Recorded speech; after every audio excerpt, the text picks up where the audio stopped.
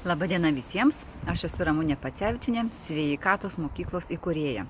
Šiandieną noriu pasišnekėti ir jums papasakoti apie 3 būdus, kurie suteikia per dieną energijos. Nes kada žmogus energingas, tada jisai gali nudirbti daug gerų darbų. Taigi, pirmas iš būdų tai yra geros emocijos.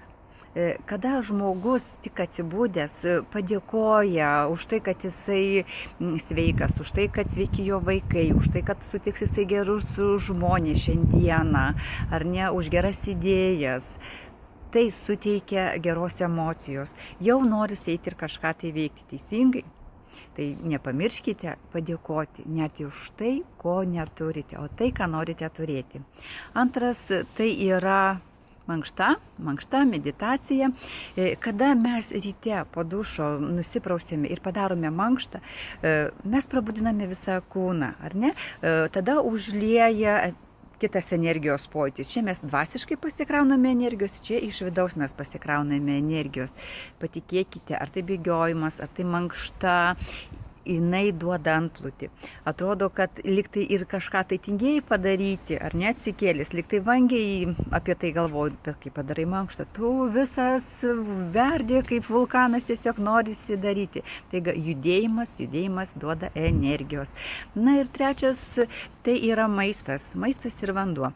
Sveika mityba. Kaip bebūtų banalu, kiek apie tai daug rašo, visi skaito, bet mažai kas daro. Sveika mityba tai reiškia, kad mes daržovių turime suvalgyti 80% lėkštėje turi būti daržovių. Mėsos, sakykime, jeigu kas valgo mėsą vieną kartą dienoje, nereikia daugiau piknaudžiauti mėsą, kas valgo.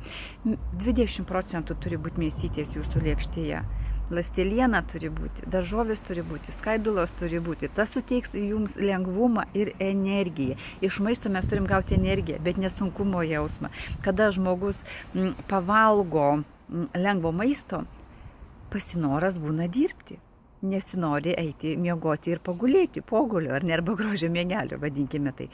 Taigi, 3 punktai, ar ne? Tai yra geros emocijos ryte atsikėlus ir padėka, pavadinkime gal padėkos rytmetys, ar ne? Tai yra mankšta, energijos antplūdis iš vidaus ir sveika mityba bei vandenuko gėrimas. Gerkite vandenį tiek, kiek jums reikia. Jūsų svoris padalintas iš 30, tiek jūs turite išgerti vandenuko per dieną. Ne mineralinio, bet gryno vandenuko.